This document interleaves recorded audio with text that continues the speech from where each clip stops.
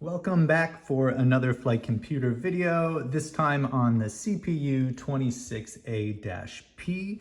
This is the little brother of the MB4 that we looked at in the last video. This is a 2/3 size flight computer, which was commissioned for the US Air Force in 1957. The issue that they found with having a pocket-sized flight computer was that by moving it in and out of your pocket all day, that the plastic slide, which was originally used for this flight computer, tended to break.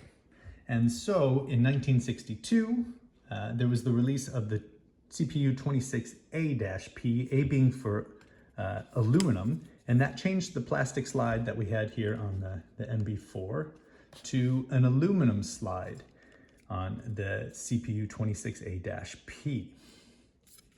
Now this particular device probably dates more towards the end of the 60s or the early 70s. And the way that we can date that is the G. Felsenthal and Sons Incorporated company became Felsenthal Instruments Company in 1968. So this is a later device. All to say, these are extremely well-made flight computers. The all aluminum design is really slick.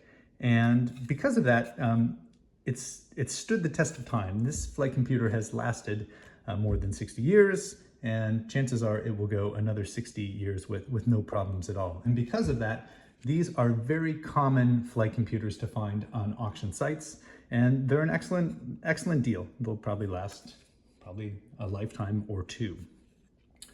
Okay, so today we're going to take a look at some airspeed improvements that were introduced in the 5414 spec. And we're going to look at three things in particular. The first is we're going to look at the F correction for air compressibility, for true airspeed. We'll take a look at the Mach number index, and we'll also use the extended range of pressure, altitudes, and temperatures that were introduced in the 5414 spec. If you recall the 5835, the highest pressure altitude that we could go up to for airspeed corrections was 34,000 feet, and the coldest temperature was -50 degrees Celsius, whereas on our new computers, we can go up to 80,000 feet and temperatures up to -80 degrees Celsius. So let's jump into a problem.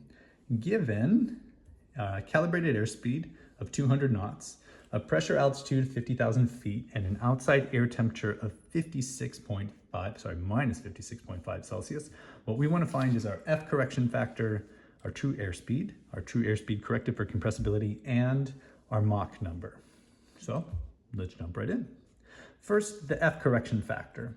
So on the back of the device, we have this table, and you can tell just looking at this table that the faster we go, going from left to right, or the higher we go, going from the top of the device on down, that we have more of a factor to apply to our true airspeed. So our airspeed indicator is a calibrated instrument. It works, it's accurate within a certain range, and as we start to move to the extremes by going higher or faster, we have to correct that instrument for the compressibility of the air. So that's what we're doing here. So entering this table for our calibrated airspeed of 200 knots brings us right here. And then we find our pressure altitude in feet, 50,000 feet, and we've got a compressibility factor correction, F correction factor of 0.93.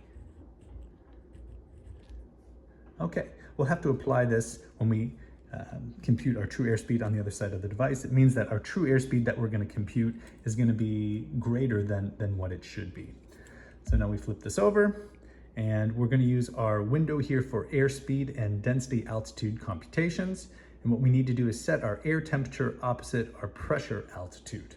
So we find our pressure altitude first inside this window, and that is 50,000 feet right here. And our temperature at 50,000 feet, reading our outside air temperature gauge, is -56.5, which is about right there. Once that's set, we can find our calibrated airspeed on the inner wheel and then read our true airspeed on the outer wheel. So calibrated airspeed of 200 knots. And as we move on out, we have 510, about 510 knots. 510 knots. True airspeed. Now, as we said, because we're so high in the atmosphere, we have to do our correction there. So what we need to do is multiply 510 knots times 0.93. Now, don't get out your calculator. We can do this right here on the device.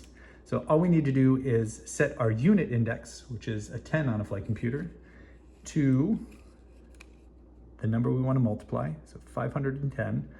And then to multiply that by 0.93, we just come back here and find 9.3 on the inner wheel.